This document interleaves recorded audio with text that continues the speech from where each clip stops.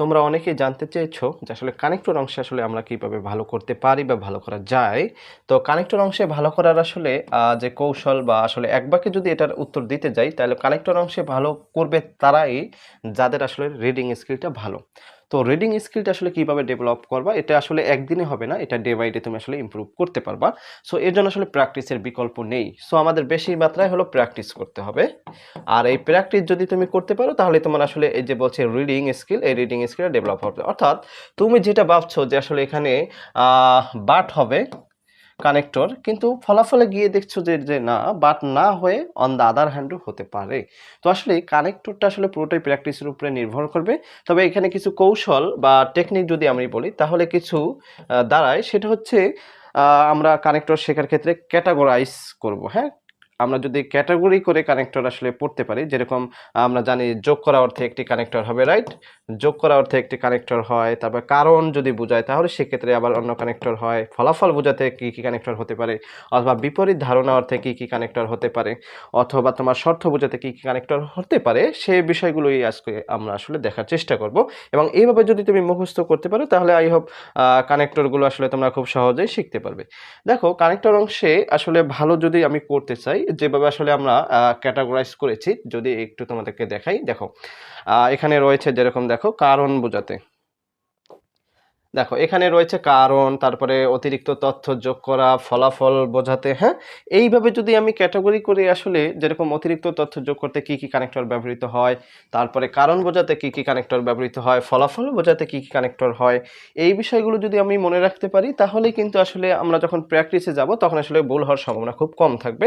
এবং আবারও বলছি, কানেক্টর অংশে ভালো করতে করতে হলে আসলে প্র্যাকটিসের কোনো বিকল্প নেই। বেশি মাত্রায় কি করতে হবে? প্র্যাকটিস করতে হবে। আমরা অনেক শিক্ষার্থী এই অংশে আসলে খুব পিছিয়ে থাকি। তো যারা আসলে কানেক্টর অংশে ভালো করতে চাও বা তোমরা আসলে এই অংশে অনেকটাই দুর্বল, তোমাদেরকে আমি আসলে সাজেস্ট করতে চাই, অথবা আমার এক্সপিরিয়েন্স থেকে যেটা আমি বলবো, এখানে বেশি মাত্রায় তোমরা কি করবা? প্র্যাকটিস করবা। যেটা আগেই বলছি, প্র্যাকটিস করবা। প্র্যাকটিস করলেই দেখা যাচ্ছে কি ধারাবাহিক যখন এটা হবে তখন আসলে তোমরা নিজেরাই আসলে এই যেরকম অতিরিক্ত তথ্য বোঝাতে অনেকগুলো হয়ে যায়। এখন সবসময় বিসাইড হলেই যে তুমি এখানে board dot dot dot hand ব্যবহার করতে পারো, বিষয়টা এরকম নয়। এখানেও কিছু কিছু তোমার অর্থ অনুযায়ী আসলে কিছু পার্থক্য তোমরা দেখতে পারবা। তো কানেক্টর অংশে যে বিষয়টা আসলে আমি আজকে তোমাদেরকে দেখাতে চাই, সেটা হচ্ছে ক্যাটাগরি করে যখন আমরা আলাদা করছি তখন আবার দেখতেছি যে না, কোনটার অর্থটা আসলে কি দাঁড়ায়। যখন তুমি অর্থটা বুঝতে পারবা তখনই আসলে কিন্তু কানেক্টরটা ব্যবহার করাটা সহজ হয়ে যাবে। তো অর্থ আমরা জানি না, এটা অনেক বড় একটা সমস্যা যে আসলে কোন অর্থ দিলে আসলে কোন কানেক্টর ব্যবহৃত হবে। দেখো, কারণ বোঝাতে বিকজ, এটা আসলে আমাদের হেডলাইনে চলে আসছে যে আসলে কারণ বোঝাতে যে বিকজ হয়, তার মানে বিকজ অর্থ কারণ, সিন্স অর্থ কারণ, অ্যাজ অর্থ কারণ। তো অ্যাজ অনেক সময় আবার তোমার এটাকে কি বলা হয়, কনজাংশন হিসেবে ব্যবহৃত হয়, তখন আবার আসলে অর্থ ভিন্ন দেবে। কিন্তু যখন আসলে কানেক্টর হিসেবে ব্যবহৃত হবে তখন আসলে অ্যাজ কারণ অর্থেই ব্যবহৃত হয়। এবং সিন্স আমরা জানি যদি অথবা কারণ, অ্যাজ অর্থ যদি অথবা কারণ অর্থে দেয়, আবার সিন্স অর্থটাও কিন্তু যদি অথবা যেহেতু বা কারণ অর্থেও ব্যবহৃত হয়। সো কারণ যখন বোঝাচ্ছে, আমরা আসলে আজকে দেখব থিওরিটিক্যাল, পরবর্তীতে আসলে আমরা প্র্যাকটিক্যাল অংশে চলে যাব। তো দেখো, বিকজ, সিন্স, অ্যাজ এগুলো যখন আসবে তখন আমরা সেটাকে বলছি কারণ। ওকে, কারণ অর্থে আমরা এগুলো ব্যবহার করব। তারপরে দেখো, অতিরিক্ত তথ্য। অতিরিক্ত তথ্য যোগ করতে আসলে আমরা বিসাইড ব্যবহার করি। তো বিসাইডস অর্থ কি? তাছাড়া। আমি সবগুলো আসলে লিখবো না, শুধু মুখে বলে যাব, তোমরা নোট করে নিও। তো বিসাইডস এর অর্থ মানে কি? আমরা তাছাড়া বা এছাড়াও অর্থে ব্যবহৃত হয়। অতিরিক্ত তথ্য মানে এটা ছাড়াও অন্য কিছু বোঝাচ্ছে, সেক্ষেত্রে আমরা বলছি বিসাইডস অর্থ তাছাড়া বা এছাড়াও ব্যবহার করা যায়। একই অর্থ আসলে, এছাড়া বা তাছাড়া কোনো বিষয় না। তো মোর ওভার, তো মোর ওভার আমরা জানি অধিকন্তু বা আরও এই অর্থে ব্যবহৃত হয়। মানে আমাদের হেডলাইনটাই হচ্ছে অতিরিক্ত তথ্য যোগ করতে আমরা এগুলো ব্যবহার করব।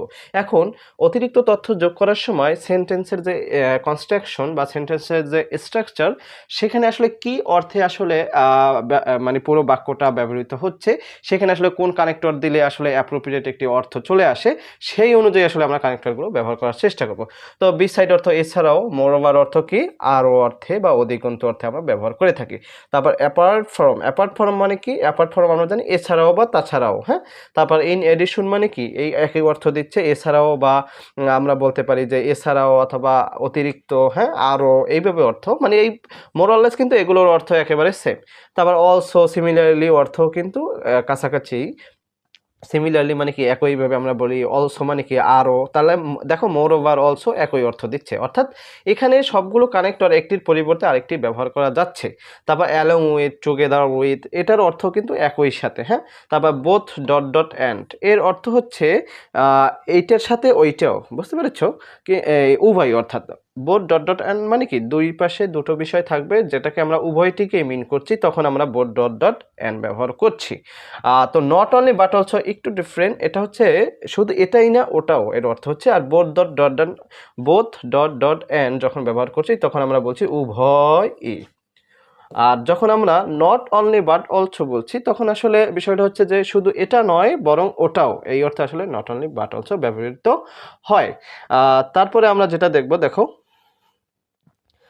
বিপরীত বা বিরোধ বোঝাতে আসলে কি ব্যবহৃত হয়, বিপরীত। ওকে, সো বিপরীত, তোমরা জানো যে আসলে বিপরীত অর্থে যেটা আসলে আমাদের দিচ্ছে, আমরা এখানে দেখো দো অথবা অল দো আমরা ব্যবহার করছি। তো দো অল দো তোমরা সবাই জানো যদি অর্থে ব্যবহৃত হয়, এবং তোমরা যারা কমপ্লেক্স সেন্টেন্স আমরা যখন চেঞ্জিং সেন্টেন্স করি তখন কিন্তু দো অল দোর ব্যবহার কিন্তু অনেকাংশেই অর্থাৎ কমপ্লেক্সে ব্যবহৃত হয়, রাইট? সো এখন দেখো বিপরীত বা বিরোধ যখন আমরা বোঝাচ্ছি তখন আমরা বলবো দো, যদিও, অলদো একই অর্থ দিবে, যদিও অর্থ দিবে। তারপরে দেখো হাউএভার, হাউএভার অর্থটা দিচ্ছে তবে বা কিন্তু। এবং আরেকটি বিষয় রয়েছে তোমাদের একটু বলে রাখা ভালো, যে আমি যে আসলে এই যে কম্পাইল করেছি এই যে কানেক্টরগুলো, ঘুরে ফিরে কিন্তু এই কানেক্টরগুলোই চলে আসে, হ্যাঁ, ঘুরে ফিরে এই কানেক্টরগুলোই চলে আসে, এবং এগুলো পড়লেই আসলে তোমাদের জন্য যথেষ্ট হয়ে যাবে। এসএসসি স্টুডেন্ট হোক অথবা এইচএসসি স্টুডেন্ট হোক, উভয়ের ক্ষেত্রেই আমি বলবো যে আসলে এই কানেক্টরগুলোই কিন্তু ঘুরে ফিরে আসলে এর মধ্য থেকেই আসলে উত্তর করা যায়। এর বাহিরে আরও কিছু কানেক্টর রয়েছে যেগুলো আসলে খুব একটা প্রয়োজন নেই বা ব্যবহার হয় না বললেই চলে। তো কানেক্টরগুলো এখানে যেগুলো রয়েছে এই পিডিএফটা তোমরা পেয়ে যাবা। এখানে যে কানেক্টরগুলো আসলে আমি ব্যবহার করেছি এগুলো আসলে তোমরা যদি একটু ভালো করে মানে কয়েকদিন আসলে তোমার রিভিশনের মধ্যে রাখতে পারো, তাহলে এখান থেকেই তোমরা আসলে ব্যবহার করতে পারবা যে ধরনের আসলে তোমার প্যাসেজ আসুক। তো কানেক্টরটা আমরা জানি এটা প্যাসেজ আকারে চলে আসে, তারপরে সেখানে বিভিন্ন কানেক্টর আমরা বসাই, রাইট? তো আমরা যেখানে ছিলাম বিপরীত বা বিরোধ বোঝাতে আমরা দো অল দো ব্যবহার করতে পারি হাউএভার। সো হাউএভার আমরা জানি না, কিন্তু বা তবে অথবা যাই হোক এই অর্থে আমরা হাউএভার ব্যবহার করি। তারপরে বাট অর্থ আমরা তো সবাই জানি, কিন্তু অর্থে ইয়েট বা নেভারথলেস আমরা জানি কি তবুও বা তা সত্ত্বেও, রাইট? তবুও বা তা সত্ত্বেও কি ইয়েট বা নেভারথলেস। আমি সবগুলো বাংলা লিখছি না কারণ এটা আসলে সময় সাপেক্ষ ব্যাপার, তোমরা এগুলো নোট করে নিয়ে নেবা। তো আমি প্রত্যেকটার অর্থ একবার আমি বলে যাচ্ছি, তোমরা এগুলো আসলে নোট করে নিও বা পিডিএফে অর্থসহ একটি পিডিএফ আসলে তোমাদেরকে প্রোভাইড করার চেষ্টা করব। তাহলে অন দ্য আদার হ্যান্ড, তো এটা আমরা সবাই জানি অন্যদিকে বা অপর দিকে, বা এইভাবে আমরা বলি, বা অন্যভাবে এইভাবে যদি বলতে চাই তাহলে আমরা বলি অন দ্য আদার হ্যান্ড।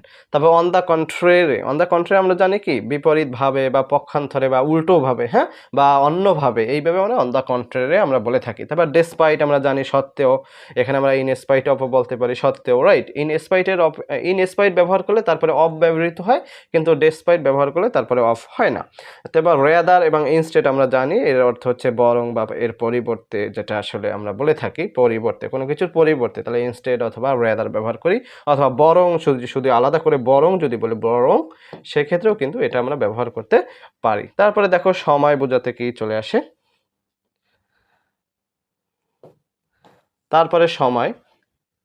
তো সময় বোঝাতে আসলে এটা খুবই সহজ বিষয়, এটা আসলে তো খুব বলার কিছু নেই, এটা তোমরা সবাই জানো অলরেডি। হোয়েন বোঝানো হয় হোয়াইল, না কোনো একটি কাজ করছি তার ওই কাজ করার সময় আরেকটি কাজ হচ্ছে, তখন আমরা সাধারণত হোয়াইল ব্যবহার করি যখন অর্থে। হোয়েন মানেও যখন অর্থে ব্যবহৃত হয়। তারপরে আনটিল আমরা জানি, আনটিল মানে কি যতক্ষণ না বা যে পর্যন্ত না। তারপরে ডিউরিং, ডিউরিং মানে তো আমরা জানি কোনো কিছু চলছে সেই সময়, আসলে ডিউরিং মানে সময় বোঝায়, ওই সময়টা যখন কোনো কিছু হচ্ছে ডিউরিং। আনটিল মানে কি যতক্ষণ না যে পর্যন্ত। তারপর আফটার, আফটার অর্থ তোমরা জানোই বিফোর আফটার এগুলো যে অর্থ দেয় আর কি, পরে অর্থ দিবে এখানে আফটার। তারপর দেন, আফটার দ্যাট, এগুলোর অর্থ মূলত আসলে কি বোঝাচ্ছে, তারপরেই বোঝাবে। দেন মানে তারপর, আফটার দ্যাট মানেও কি তারপর। তো এখন এখানে আরও কিছু রয়েছে সময় বোঝাতে, দেখো তারপরে আমরা বলছি এখানে কি অ্যাট ফার্স্ট, তারপরে আমরা এখানে বলছি অ্যাট ফার্স্ট, ইনিশিয়ালি এর অর্থ তোমরা সবাই জানো, প্রথমে বোঝাতে আমরা বলি অ্যাট ফার্স্ট, প্রথমে বা প্রথমত। ইনিশিয়ালি মানে প্রাথমিকভাবে, রাইট? প্রাইমারিলি যেটা বলে থাকি, ইনিশিয়ালি বলতে আমরা প্রাইমারিও কিন্তু বলতে পারি, প্রাইমারিলি। তো প্রাইমারিলি বলতে পারি, তারপরে অ্যাট ফার্স্ট বলতে পারি, ইনিশিয়ালি বলতে পারি, যার অর্থ হচ্ছে আসলে কি আমরা জানি প্রথমে বা প্রথমত বা প্রাথমিকভাবে। তারপর লেটার, লেটার অর্থ কি দিচ্ছে? লেটার অর্থ মানে পরে বোঝায়, রাইট? লেটার। তারপর সাডেনলি, সাডেনলি আমরা জানি কি হঠাৎ কোনো একটি, হঠাৎ করে কোনো কিছু ঘটে যাওয়ার বিষয় কি আমরা বলি সাডেনলি, ইট হ্যাপেন, রাইট?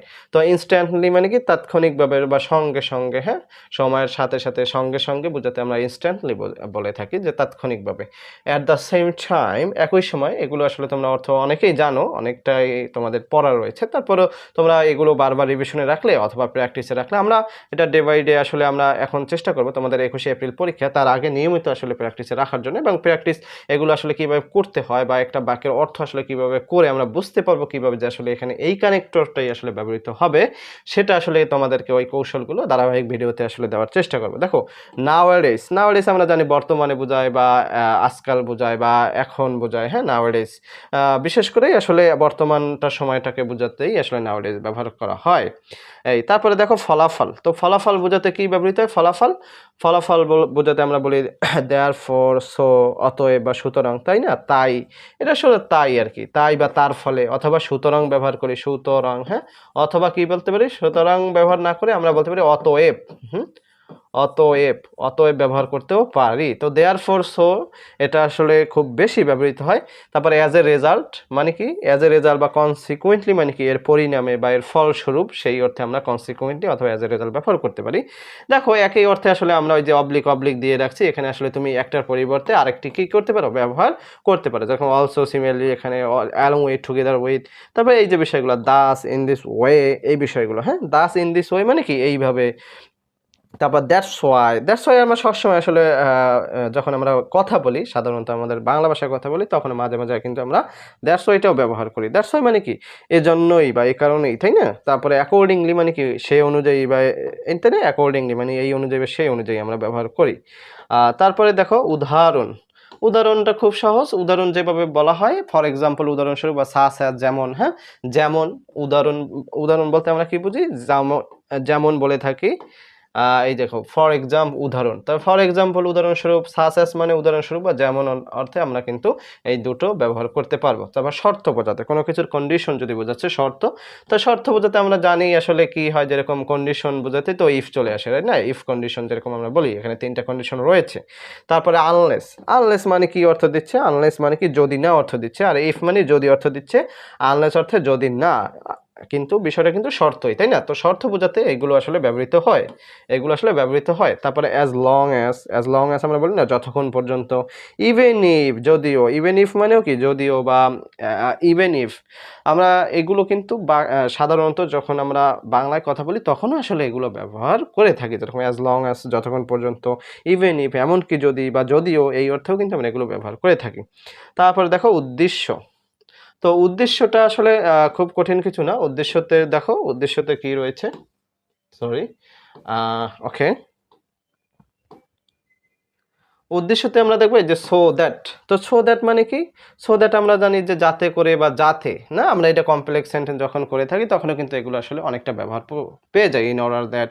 তারপরে তোমার বিশেষ করে চেঞ্জিং সেন্টেন্সের এগুলো ব্যবহার রয়েছে। সো আসলে এগুলো তোমরা অর্থটা জানো, সো দ্যাট মানে কি? যাতে বা যাতে করে আমরা বলে থাকি। তবে ইন অর্ডার দ্যাট অর্থ একই অর্থ দিবে, যাতে।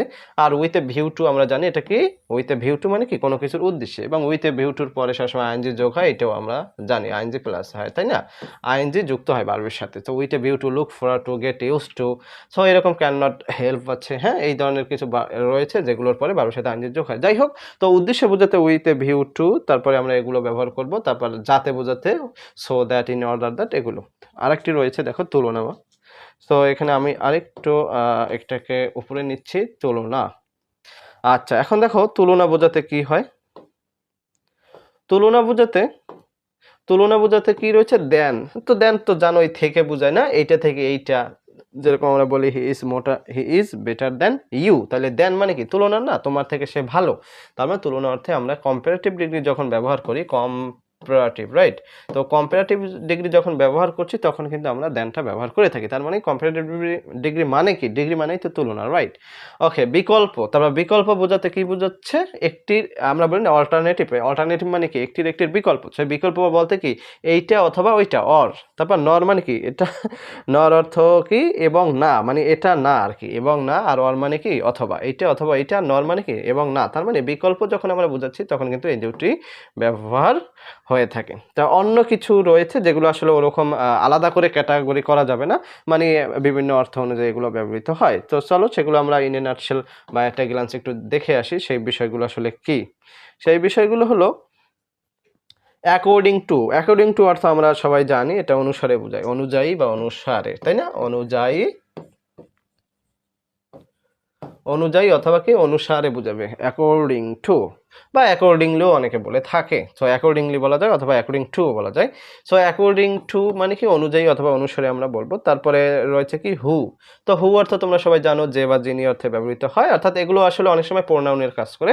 তো কানেক্টরসে যখন সাবজেক্ট থাকবে না, তাই মাঝখানে যখন তার রিলেটিভ প্রোনাউনের ব্যবহার হয়ে থাকে আমরা জানি, তাই না? রিলেটিভ প্রোনাউন হিসেবে মাঝে মাঝে আমরা হু, হু ইজ দ্যাট এগুলো ব্যবহৃত হয়ে থাকে। সো সেটা সেন্টেন্সের এক্সট্রাকচার যখন আমরা প্র্যাকটিস করতে যাবো তখন এর ব্যবহারগুলো খুব ভালো করে দেখতে পারবা।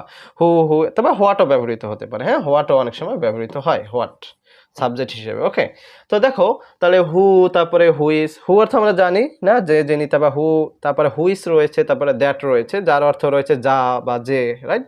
হুইস মানে কি? হুইস মানে যেটি, অথবা আমরা বলতে পারি কি যা, যা বলতে পারি, হ্যাঁ? অথবা যে বলতে পারি, এরকম আর কি, হুইস এবং দ্যাট। তারপর হচ্ছে ওয়েদার। ওয়েদার অর্থ জানো কি না বোঝায়? ওয়েদার, এই তো, মানে সে আসবে কিনা, সে যাবে কিনা, ওয়েদার, এরকম আর কি বিষয়টা। তারপরে সামটাইমস। সামটাইমস অর্থ আমরা জানি এটা কি বোঝায়। সামটাইমস অর্থ আমরা জানি সেটা আসলে কখনো কখনো বা মাঝে মাঝে বোঝায়, রাইট? সামটাইমস। এবং আচ্ছা, সামটাইম যদি আলাদা হয় সামটাইম, তখন কিন্তু আবার অর্থটা ভিন্ন। সামটাইম কিন্তু আমাদের কানেক্টর নয়, আমাদের কানেক্টর হচ্ছে সামটাইমস। অর্থাৎ একই সাথে যখন আমরা দুটো শব্দকে জোড়া লাগিয়ে ব্যবহার করছি তখন ব্যাপারটা হয়ে যাচ্ছে সামটাইমস। তখন আমরা বলছি এটাকে কখনো কখনো বা মাঝে মাঝে। এটা আমরা সবসময় যে কোনো ইংরেজি বাক্যে প্রায় আসলে আমরা এটা দেখে থাকি। তারপরে রয়েছে দেখো অ্যাকচুয়ালি, ইনফ্যাক্ট, ইনডিড, এগুলো তোমরা সবাই জানো না। এগুলো কি? আসলে বা প্রকৃত পক্ষে আসলে বোঝাই থাকতে। অ্যাকচুয়ালি, ইনফ্যাক্ট, ইনডিড, প্রকৃত পক্ষে বা আসলেই, এই অর্থে কিন্তু আসলে ব্যবহৃত হয়। Usually, generally. তো ইউজুয়ালি, জেনারেলি এগুলো আসলে আমরা জানি যে কি স্বাভাবিকভাবে, সাধারণ অর্থে, নরমালি, রাইট? এখানে আই থিঙ্ক নরমালিও কোথায় রয়েছিল, আচ্ছা নিচে হয়তো আছে। তো ইউজুয়ালি, জেনারেলি এখানে আমরা নরমালিও কিন্তু ব্যবহার করতে পারি, বা ওই ন্যাচারালিও ব্যবহার করতে পারি। এই যে ন্যাচারালি এখানে ব্যবহার করেছি। সো একই অর্থ দিবে যে সাধারণত বা স্বাভাবিক অর্থে আসলে এটা ব্যবহৃত হয়। তারপরে অ্যাট প্রেজেন্ট, এটা হয়তো আগে আলোচনা করে ফেলেছি। অ্যাট প্রেজেন্ট মানে কি? বর্তমানে বোঝাচ্ছে। আনডাউটলি, এই যে আনডাউটলি মানে আমরা জানি ডাউট, সেখান থেকে আনডাউটলি মানে নিঃসন্দেহে, নিঃসন্দেহে, কোনো সন্দেহের অবকাশ নেই। তো নিঃসন্দেহে যদি বোঝাই তাহলে আমরা কিন্তু আনডাউটলি ব্যবহার করে থাকি। তারপরে অ্যাবাভ অল। অ্যাবাভ অল মানে জানি কি? সর্বোপরি, সবকিছু ছাড়িয়ে, সবকিছুর ঊর্ধ্বে যখন আমরা একটু কিছুকে বোঝাতে চাই তখন আমরা বলি অ্যাবাভ অল, প্রধানত বা সর্বোপরি, না? তারপরে এগুলোই আসলে ব্যবহৃত হয়। পার্টিকুলারলি রয়েছে, স্পেশালি রয়েছে। তো পার্টিকুলারলি, স্পেশালি আমরা জানি বিশেষত বোঝায়, রাইট? এটা তোমরা এমনিতেও ব্যবহার করো, বিশেষত। পার্টিকুলারলি কি অর্থে ব্যবহৃত হচ্ছে? বিশেষত, রাইট? বা বিশেষভাবেও আমরা ব্যবহার করতে থাকি, পার্টিকুলারলি, স্পেশালি। তারপর রয়েছে মেইনলি, ফাইনালি। মেইনলি মানে কি অর্থ দেবে? প্রধানত, হ্যাঁ? মেইনলি অর্থ কি দেবে? প্রধানত অর্থ দেবে। তারপরে তোমার ফাইনালি রয়েছে, মেইনলি, প্রধানত। ফাইনালি আমরা জানি কি? অবশেষে, অথবা ফাইনালি মানে কি? সর্বশেষে বা অবশেষে, একদম শেষে যখন আমরা কনক্লুশনে চলে আসি তখন আমরা ফাইনালি বলে থাকি। অথবা মেইনলি মানে কি? কোনো কিছুকে আমি আলাদা করে গুরুত্ব দিয়ে বোঝাতে চাচ্ছি তখন আমরা বলি প্রধানত, মেইনলি। তারপরে আমরা শেষে ব্যবহার করে উইদাউট। দেখো উইদাউট অর্থ কি? এটা ছাড়া বা ব্যতীত অর্থে কিন্তু উইদাউট ব্যবহৃত হয়। তো আসলে কানেক্টর ঘুরে ফিরে আসলে এই কানেক্টরগুলোই আসলে ব্যবহৃত হয়। এটা নিয়ে আসলে তোমাদের খুব একটা আসলে চিন্তিত হওয়ার কারণেই আমরা ধারাবাহিকভাবে আসলে এটা দেখার চেষ্টা করব। তো কানেক্টর নিয়ে এই ছিল আসলে আজকে আমাদের কানেক্টর। কানেক্টর অংশটা ভালো করতে হলে আসলে আমাদের করতে হবে যেটা বেশি আসলে প্র্যাকটিস। এখানে প্র্যাকটিসের বিকল্প নেই। যদি তুমি সময় নিয়ে ধারাবাহিকভাবে আসলে রেগুলারলি এটা আসলে প্র্যাকটিস করতে পারো, তাহলে কানেক্টরে ভালো করতে পারবা। কানেক্টর সেম আমরা জানি রিডিং স্কিলটা খুব গুরুত্বপূর্ণ। রিডিং স্কিল আবারও বলছি রিডিং স্কিল। তো রিডিং স্কিল যদি তোমার ভালো হয় তাহলে আমরা জানি যে আসলে কানেক্টর সেও তুমি ভালো করতে পারবা। কারণ তুমি একটি বাক্য যেভাবে লেখা রয়েছে সেই অর্থটা মিনিংটা যদি তুমি উদ্ধার করতে না পারো তাহলে কিন্তু আই থিঙ্ক মানে তুমি এই কানেক্টর যদি সব তোমাকে বেটে আসলে খাওয়ানো হয় বা একদম তোমার ঠোঁটের আগায় যেটা বলি ঠুকুস্ত যাকে বলছি, তো সেরকম হলেও কিন্তু আসলে তুমি ব্যবহার করতে পারবে না যদি না তুমি বাক্যের মিনিংটা আসলে উদ্ধার করতে পারো। সো বাক্যের মিনিংটা প্রথমে বুঝতে হবে। তো এই বুঝতে গেলে রিডিং স্কিলটা যেটাকে আমি বারবার জোর দিচ্ছি, রিডিং স্কিলটা হচ্ছে তুমি আসলে একটা জিনিস পড়ে অর্থাৎ ইংরেজি একটা জিনিস পড়ে সেটার অর্থটা আসলে উদ্ধার করতে পারছো কিনা বা বুঝতে পারছো কিনা। তো সেটাই আসলে গুরুত্ব বহন করে কানেক্টর পারার ক্ষেত্রে। কানেক্টরটা শুধু মুখস্থের অংশ না, এটা আসলে প্র্যাকটিক্যাল। সো বেশি প্র্যাকটিস করবা।